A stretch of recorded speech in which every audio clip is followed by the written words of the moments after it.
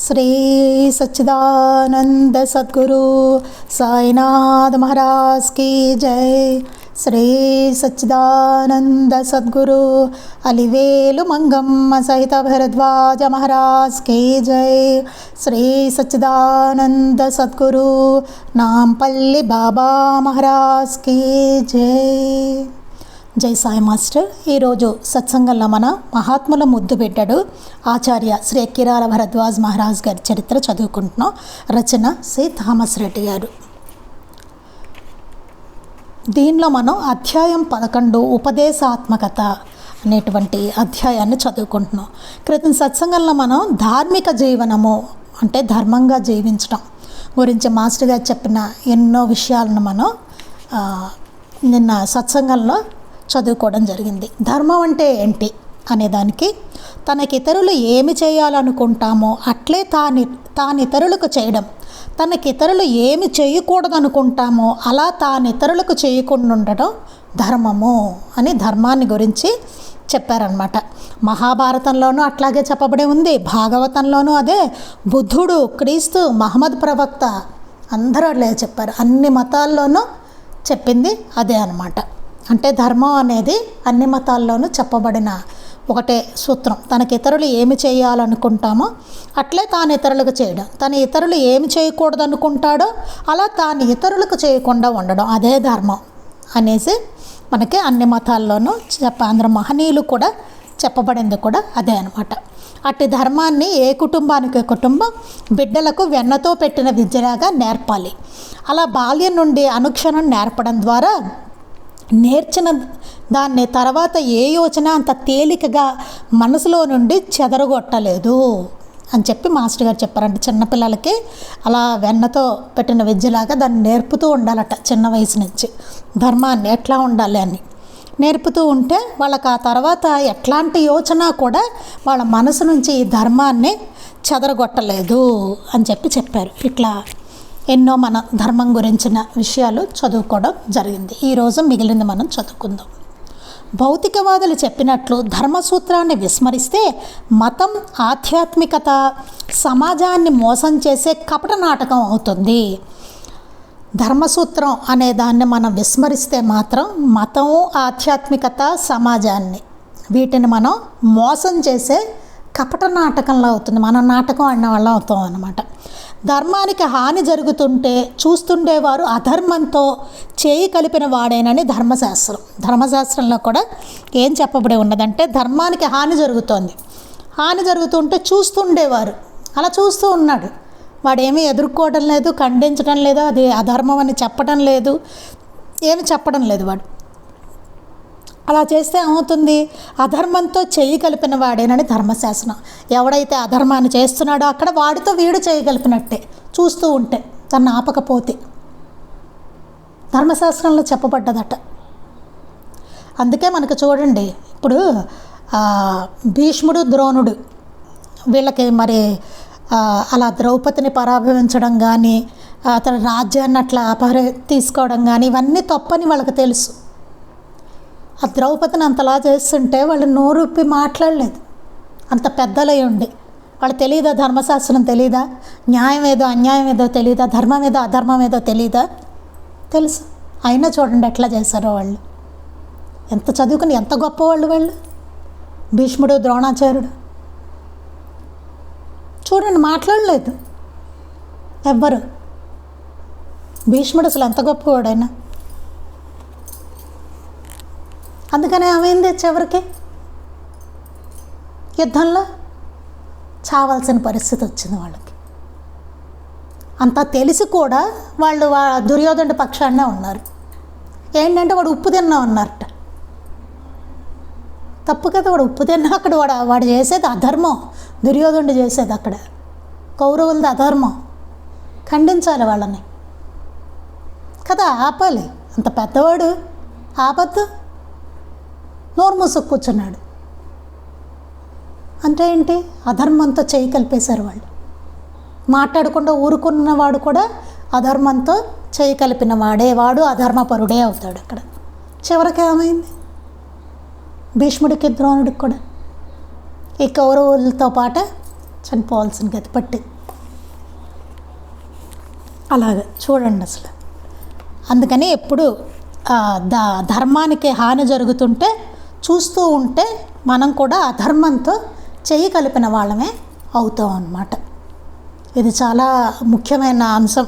మనకి చూస్తే చరిత్రలో ఇట్లాంటివి అనేకం మనకి కనిపిస్తూ ఉంటాయి.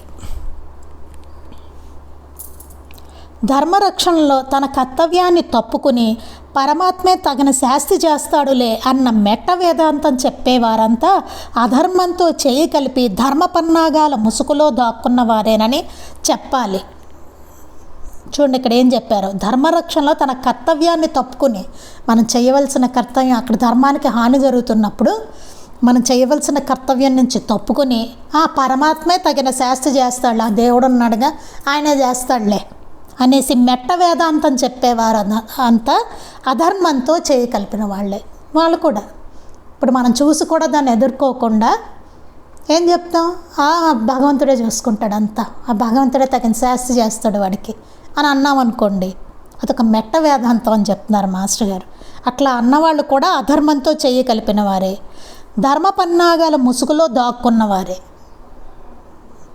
రానున్న కాలంలో భౌతికవాదులు కూడా ఈ ఆధ్యాత్మిక ధర్మాన్ని ప్రత్యక్షంగానో పరోక్షంగానో ప్రవేశపెడతారని నా నమ్మకం అని భరద్వాజ గారు ఘోషిస్తారు. దానిని అర్థం చేసుకుని యథాశక్తితో ప్రవర్తింపజేయడంలో మన జీవితాల్ని యజ్ఞమయం చేసుకోవడమే మన కర్తవ్యం. మనం ధర్మం అనే దానిని అర్థం చేసుకుని యథాశక్తితో ప్రవర్తింపజేయడంలోనే మన జీవితాన్ని యజ్ఞమయం చేసుకోవడం అనేది మన కర్తవ్యం అని చెప్తున్నారు. మన ప్రాచీనులు స్వాధ్యాయ ప్రవచనేచ అనే పరమధర్మాన్ని చెప్పారు. అంటే మనం తెలుసుకోవడానికి, హృదయగతం చేసుకోవడానికే అట్టి ధర్మాలను తెలిపే గ్రంథాలను చదువుకోవాలి. మరల మనము తెలుసుకున్న వాడిని సాటివారికి ఎవరికి చెప్పదగిన రీతిన వాళ్ళకి చెప్పాలి. ఈ రెండూ చేయని సోమరి ధర్మానికి చేటు కలిగించే వారిలో ప్రథముడు అంటూ సత్సంగం, సద్గోష్ఠుల ద్వారా అన్నతి కాలంలో యావజ్జాతి రామరాజ్యం అవడంలో సందేహం లేదు అని ప్రబోధిస్తున్నారు శ్రీ భరద్వాజ గారు. ఇక్కడ మాస్టర్ గారు ఏం చెప్పారు, స్వాధ్యాయ ప్రవచనేచ అనే పరమధర్మాన్ని చెప్పారట. అంటే మనం తెలుసుకోవడానికి, హృదయగతం చేసుకోవడానికే అట్టి ధర్మాలను తెలిపే గ్రంథాలను చదువుకోవాలి. చక్కటి గ్రంథాలు, ధర్మబోధ జరిగేటువంటి గ్రంథాలు, ధర్మాన్ని తెలిపే గ్రంథాలను మనం చదువుకోవాలంటే మహనీయుల చరిత్రలు, లీలామృతం చూడండి ఎంత చక్కగా బాబా చెప్పారు. ఎన్ని ధర్మసూత్రాలు అందులో ఉన్నాయి, ఎన్ని చెప్పారు బాబా మనకి, ఎంత బోధ ఉంది. మహాత్ముల చరిత్రలు చూడండి, ఎంతోమంది చరిత్రలు. మనం ఎట్లా ఉండాలి, ఏంటి, ఏది మంచి ఏది చెడు, ఎట్లా వివేకంగా ఆలోచించాలి, ఏది ధర్మం ఏది అధర్మం అన్నీ చెప్పారు మనకి. వాటన్నిటినీ మనం చక్కగా చదువుకొని తెలుసుకుని హృదయగతం చేసుకుని అట్లాంటి ధర్మాన్ని తెలిపే గ్రంథాలు చదువుకోవాలి. మనం తెలుసుకున్న వాటిని సాటి వారికి ఎవరికి చెప్పదగిన రీతిన వారికి చెప్పాలి.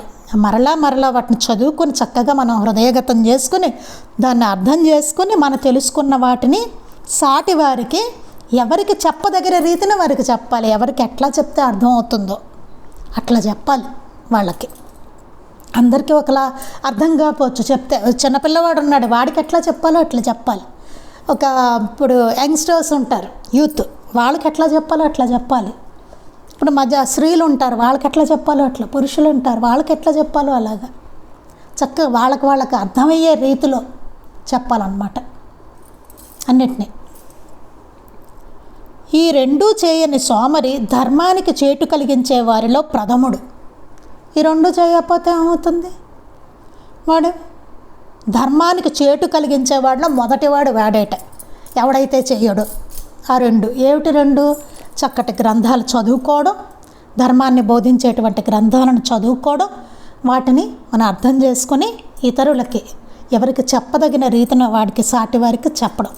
ఈ రెండూ చేయకపోతే వాడు ధర్మానికి చేటు కలిగించేవాడే అవుతాడు అంటూ సత్సంగం, సద్గోష్ఠుల ద్వారా అనతి కాలంలో యావజ్జాతి రామరాజ్యం అవడంలో సందేహం లేదు అని చెప్పారట. అట్లా మనం సత్సంగాలు, సద్గోష్ఠులు, అందుకే మనం ఈ సత్సంగం చేసుకుంటున్నాం. ధర్మబోధ, ఈ గ్రంథాల్లో ఉన్న ధర్మబోధని మనం చదువుకుంటున్నాం. ఇక్కడ ఇదే చేయమని చెప్తున్నారు మాస్టర్ గారు. ప్రతి ఇల్లు సత్సంగ మందిరం అవ్వాలట, సాయి మందిరం అవ్వాలట. అంటే అందరి ఇళ్లలోనూ సత్సంగం జరగాలి. అదే చెప్పారు. అంటే ధర్మబోధ అట్లా జరుగుతూ ఉండాలి. సత్సంగం సద్గోష్ఠుల ద్వారా అనతి కాలంలో యావత్ జాతి రామరాజ్యం అవడంలో సందేహం లేదు. అలా అయితే మొత్తం జాతంతా రామరాజ్యం అయిపోతుంటాం మొత్తం, అసలు సందేహమే లేదని చెప్పారు. అప్పుడు మరి అట్లా ఉందంటే ఆ కాలం ఎందుకని ఇవన్నీ జరిగేవి అప్పుడు. తర్వాత ఏమైపోయింది, అంతా లుప్తమైపోయింది మొత్తం. అది మళ్ళీ ధర్మాన్ని పునఃప్రతిష్ఠ చేస్తున్నారనమాట మాస్టర్ గారు అని మాస్టర్ గారు చెప్పారు ఇక్కడ. సర్వగతమైన ఆత్మ అన్ని జీవుల రూపాల్లోనూ ఉన్నాడన్న అవగాహనతో జీవించటం ఒక్కటే ధర్మాచరణకు ముఖ్యం. అసలు ధర్మాచరణకు ముఖ్యమైనది ఏమిట? సర్వగతమైన ఆత్మ అన్ని జీవుల రూపాల్లోనూ ఉన్నాడని, అన్ని జీవుల్లోనూ ఉన్నది ఒక్కటే అనే సూత్రాన్ని అవగాహనతో జీవించటం ఒక్కటే ధర్మాచరణకు ముఖ్యం అనేటువంటి అవగాహనతో జీవించారట. అన్నిట్లోనూ అన్ని జీవుల్లోనూ ఉన్నది ఒక్కటే అన్నదానితోటి. మార్కిజం, మానవతావాదం మున్నగు నాస్తికోద్యమాలు కూడా చివరకు ధర్మ ప్రచారం చేయడం చూడవచ్చు అంటారు శ్రీ భరద్వాజ్ గారు. ఈ మార్కిజం వాళ్ళు కానీ మానవతావాదం మున్నగు నాస్తికోద్యమాలు కూడా చివరికి జరిగేది ఏంటి? ధర్మ ప్రచారమే వాళ్ళు చేసేది, చివరికి జరిగేది అదే అంటారు మాస్టర్ గారు. ఐహిక జీవితం అంతా అంతఃకరణ మాలిన్యం సోకకుండా చూసుకోవడమే. ఐహిక జీవితం అంతా మనకి, ఈ జీవితం అంతా మనం జీవించే ఈ జీవితం ఉంటుంది, అదంతా కూడా మన మనస్సుని మాలిన్యం సోకకుండా చూసుకోవడం, మలినం అవ్వకుండా మన మనస్సును చూసుకుంటూ ఉండాలి. జీవిత ఫలానికి రాగద్వేషాదులు, అసూయ పురుగులు పట్టకుండా, అధర్మం అనే పశువులు మేయకుండా చూసుకొనడమే ధర్మం. మన జీవితం అనే ఫలం, అంటే మన జీవితాన్ని ఒక ఫలంతో పోల్చారు. ఆ ఫలానికి రాగద్వేషాలు, అసూయ ఇలాంటి పురుగులు పట్టకూడదు. ఇవన్నీ పురుగులతో సమానం. రాగద్వేషాలు కానీ, అసూయాది భావాలు కానీ ఇట్లాంటి పురుగులు పట్టకుండా ఆ ఫలాన్ని చూసుకోవాలి. అధర్మం అనే పశువులు మేయకుండా చూసుకోవడం, అదే ఇది ఒక పంట లాంటిది అనమాట. దీనికి అధర్మం అనే పశువులు మేయకుండా చూసుకోవాలన్నమాట. అందుకే ధర్మాన్ని నిర్దిష్టమైన ఆచరణతో రక్షిస్తే అది మనల్ని రక్షించి జీవిత సాఫల్యాన్ని అందిస్తుంది. అట్టి ధర్మసేతువు నిర్మాణానికి పరికరాలుగా మనం ఉపయోగపడడం మన అదృష్టం అంటూ అరటిపండు ఒలిచి చేతిలో పెట్టినట్టు వివరిస్తూ ధార్మిక జీవనాన్ని గురించి మనుషుల్లో ఉన్న అపోహలు తొలగించి దాని పట్ల వారికి చక్కని అవగాహన, ఆసక్తిని కలిగిస్తారు శ్రీ మాస్టర్ గారు. అట్టి ధర్మసేతు నిర్మాణానికి పరికరాలుగా మనం ఉపయోగపడడం అనేది మన అదృష్టం. అంతే కదండి. చక్కగా ఇట్లా సత్సంగం చేసుకుంటున్నామంటే అర్థం ఏంటి? మాస్టర్ గారు నిర్మించిన ఒక ధర్మసేతు ఇది. ఆ నిర్మాణానికి మనం అందరం ఒక పరికరాలుగా ఉపయోగపడుతున్నాం అంతటి మహత్కార్యంలో. అందుకని అట్లా ఉపయోగపడడం మన అదృష్టం.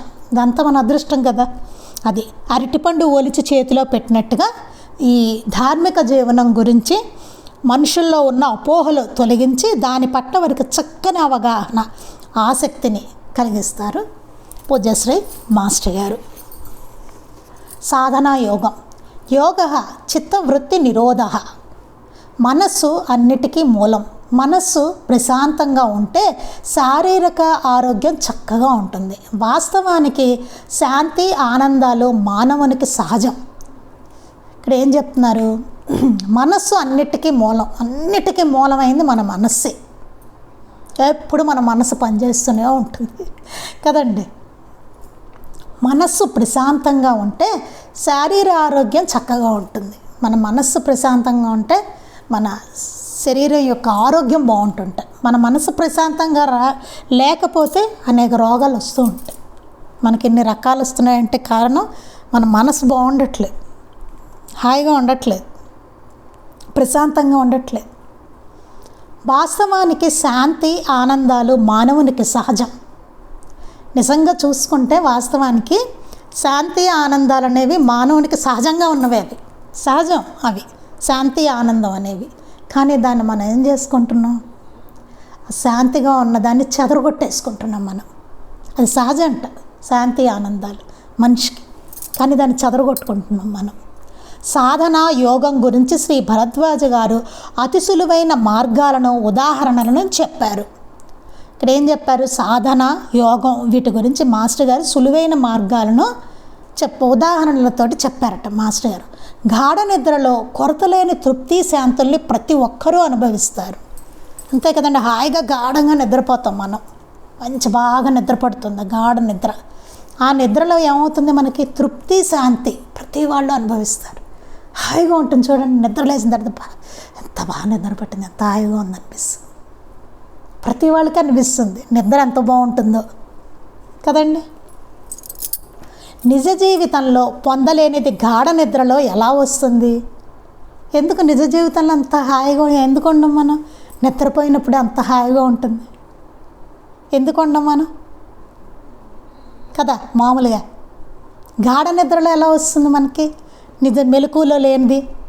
అది తెలిస్తే దానిని మెలకువలో కూడా పొందవచ్చును. ఆ రహస్యం ఏదో అసలు తెలిస్తే మనకి దాన్ని మనం మెలకువలో ఉన్నప్పుడు కూడా దాన్ని పొందవచ్చు మనం, తృప్తి శాంతుల్ని. గాఢ నిద్రలో ఎలాగైతే ఇంద్రియాలు మనస్సు కట్టడి అవుతాయో మెలకువలో కూడా వాటిని కట్టడి చేసుకునే స్తోమత మనకున్నది. అది గుర్తించడమే ఆధ్యాత్మిక క్రమశిక్షణ అంతా. గాఢ నిద్రలో మన ఇంద్రియాలు మనసు కట్టడైపోతాయి, అవి వర్క్ చేయవు కదా. ఇంద్రియాలు మనసు కట్టుబడి ఉంటాయి అవి కదా. మన మెలకువలో ఉన్నప్పుడు మనసు నానా రకాలుగా తిరుగుతూ ఉంటుంది, మన ఇంద్రియాలు కూడా ఏవో రకరకాలుగా పనిచేస్తూ ఉంటాయి కదా. అవన్నీ కట్టుబడిపోతాయి. పడుకున్నప్పుడు ఏమవుతుంది? అప్పుడు తృప్తిగా శాంతిగా ఉంటుంది కదా, గందరగోళం ఉండదు, హాయిగా ఉంటుంది నిద్రలో. మెలకువలో ఉన్నప్పుడు ఇంకా ఎటు పడితే అటు పనిచేస్తూ ఉంటాయి అవి మన ఇంద్రియాలు మనస్సు. మెలకువలో కూడా వాటిని కట్టడి చేసుకునే స్తోమత మనకున్నది. మెలకువలో కూడా మనం దాన్ని కట్టడి చేసుకోవచ్చట, మనసును ఇంద్రియాలను. అది మనకు ఉందిట, ఎలాగో చేత కావట్లేదు కానీ మనకు ఉందిట అది. అది గుర్తించడమే ఆధ్యాత్మిక క్రమశిక్షణ అంతా. దాన్ని గుర్తించడమే ఆధ్యాత్మిక క్రమశిక్షణ అంతా. ఆ మనసును ఇంద్రియాలను కట్టడి చేయడం. పంట రావాలంటే పొలంలో కలుపు మొక్కలు రాళ్ళు లేకుండా తెగుళ్ళు సోకకుండా చూసుకోవాలి. మంచి పంట రావాలనుకుంటే పొలంలో మరి చుట్టూ కలుపు మొక్కలు రాకూడదు. పిచ్చి మొక్కలు వస్తే కష్టం కదండి మిగతా పంట. అందుకని అవి రాకుండా, రాళ్ళు లేకుండా, తెగుళ్ళు సోకకుండా, పురుగులు పడుతూ ఉంటాయి వాటికి, తెగుళ్ళు వస్తూ ఉంటాయి రకరకాలు, అవన్నీ రాకుండా చూసుకోవాలి. అట్లాగే మనసులో అనవసరపు ఆలోచనలు రాకుండా, మనకేంటి నిత్య అనవసరపు ఆలోచనలు వస్తూ ఉంటాయి మనకి, అట్లాంటివి రాకుండా పుస్తక పఠనం, సమాజ సేవా కార్యక్రమాలు, విధి నిర్వహణ, వ్యాయామం, క్రీడలు, సత్సంగ నిర్వహణ మున్నగనవి చెయ్యాలి. ఇంకా మాస్టర్ గారు ఏం చెప్తున్నారు? అట్లాంటి మనకు పట్టకుండా, అంటే మిగిలిన అనవసరపు ఆలోచనలు పట్టకుండా పుస్తక పఠనం, చక్కటి గ్రంథాలను చదువుకోవడం, సమాజ సేవా కార్యక్రమాలు, సమాజానికి ఏమైనా సేవ చేసే మంచి మంచి కార్యక్రమాలు, విధి నిర్వహణ, మనం చేయవలసిన విధిని చక్కగా నిర్వర్తించడం, భావసేవగా చేయడం, వ్యాయామం, ఎక్సర్సైజ్ చేయాలని చెప్తున్నారు, క్రీడలు, ఆటలాడాలట, సత్సంగ నిర్వహణ, సత్సంగం చేస్తూ ఉండాలి, మున్నగనవు చేయాలి. ఇవన్నీ చేయాలని చెప్తున్నారు మాస్టర్ గారు. ఇవన్నీ చేయాల్సింది. చేస్తేనే మన మనస్సు ఇంద్రియాలు ఇవన్నీ కట్టడవుతూ ఉంటాయి. అది ఎట్లాగో తెలుస్తుంది, దాని ట్రైనింగ్ అన్నమాట, అదే క్రమశిక్షణ. అప్పుడేమవుతుంది? అనవసరపు ఆలోచనలు రావు, మనసు ప్రశాంతంగా ఉంటుంది. వీటిలో నిమగ్నం అయిపోతే, మంచి పనుల్లో నిమగ్నం అయిపోతే చెడు అన్నది దరిచేరదు. ఇంకా వేరే ఆలోచన ఉండదు కదా అప్పుడు మనకి. ఇవన్నీ లేకుండా వేరే చేస్తున్నాం అనుకోండి మనం, ఇంకా అవే ఉంటుంది, పిచ్చాపట్టి కబుర్లు అవన్నీ ఎక్కుతాయి తలకి, చిరాకు అయిపోతుంది మనకి. మనమే గమనించుకోవచ్చు, ఇవి చేసుకుంటే ఎలా ఉంది మన మనసు, అలా ఉన్నప్పుడు ఎలా ఉంది మన మనసు చూసుకోవాలి. ఒక్కోసారి అంటే మనం సమాజంలో జీవిస్తున్నాం, మనకి కుటుంబం ఇవన్నీ ఉన్నాయి కాబట్టి ఒక్కోసారి కొన్నిటికి పరిస్థితులు వస్తాయి. అలా వచ్చినప్పుడు ఏమవుతుంది? దీని బలం ఎక్కువ ఉందనుకోండి, ఉంటే అప్పుడు అది మనకి అంటదు, పెద్దగా పట్టదు. ఏవో సిచ్యువేషన్స్ వస్తుంటే రకరకాలుగా జనాలు మాట్లాడుతూ ఉంటారు, కానీ మనకేమీ పట్టదు. ఆ ఆలోచనలు మన మైండ్లోకి ఎక్కువ. దీని బలం తక్కువ అయితే మాత్రం పట్టే ఛాన్స్ ఖచ్చితంగా ఉంటుంది.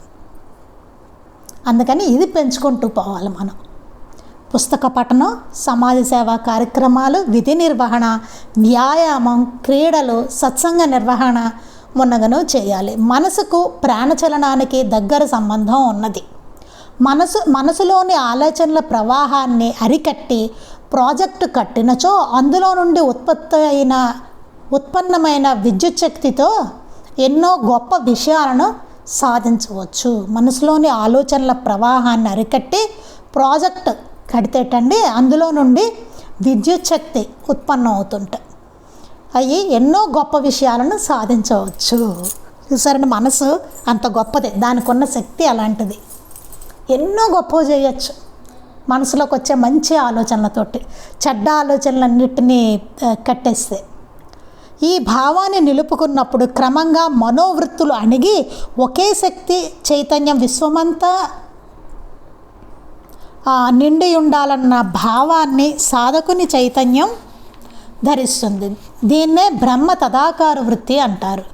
ఆ భావన స్థిరపడ్డాక తాను శరీరానికి పరిమితము అను భావము తొలగి విశాలతత్వం కలుగుతుంది. దానినే జీవన్ముక్తి అని, క్రీస్తు దానినే భగవంతుని సామ్రాజ్యంగా అంటే Kingdom of haven on earth అని చెప్పారంటారు శ్రీ భరద్వాజ్ గారు.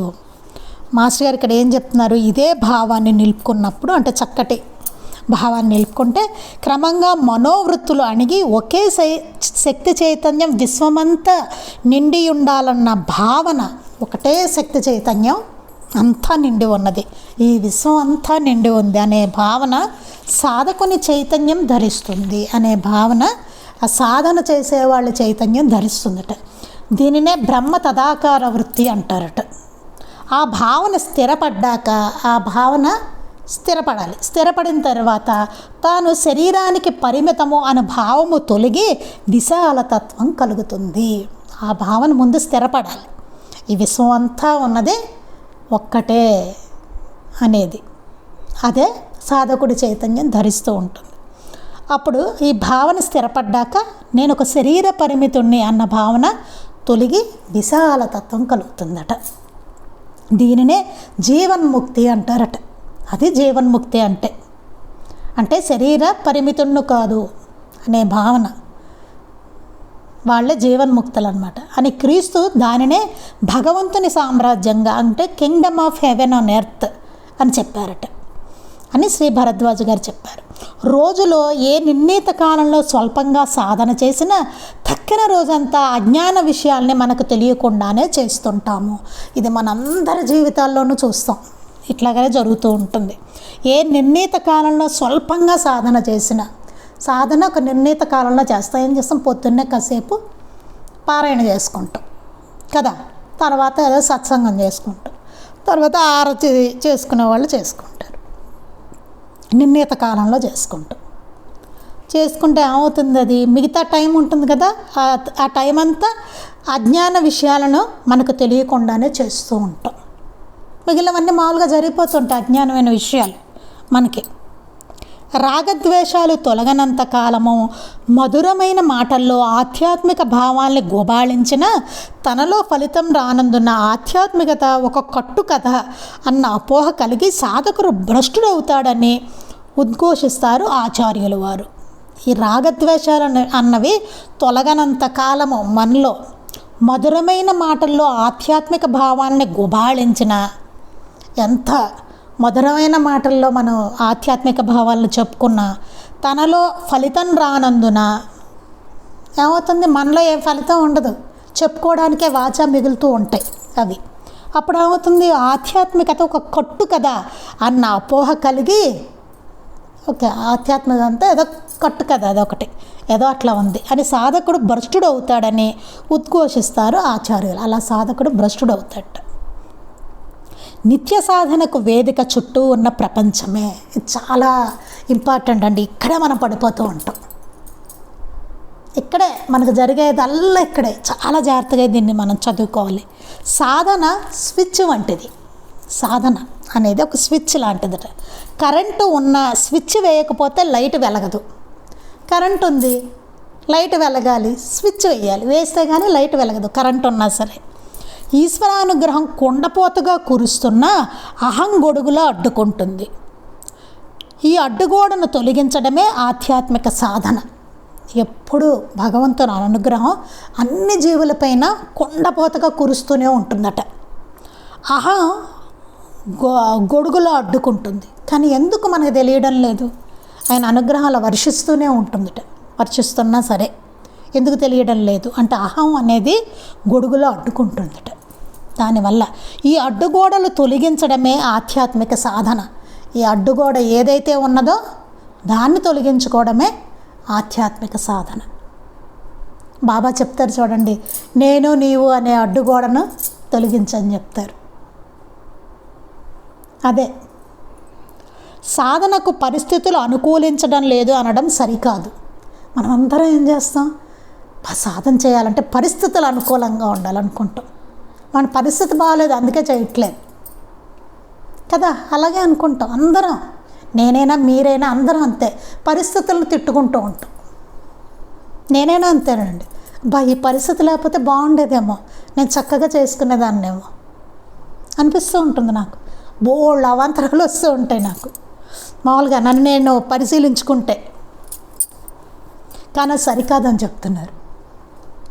మన జీవన విధానం వృత్తిని ఎన్నుకొనడంలోనే సాధనకు అనుకూలంగా ఉండే వాటిని ఎన్నుకోవాలంటారు శ్రీ భరద్వాజ్ గారు. అందుకే ఏం చెప్తారట, మన జీవన విధానం కానీ మనం చేసే వృత్తి కానీ అది ఎన్నుకోవడంలోనే మనకు సాధనకు అనుకూలంగా ఉండే వాటిని ఎన్నుకోవాలట.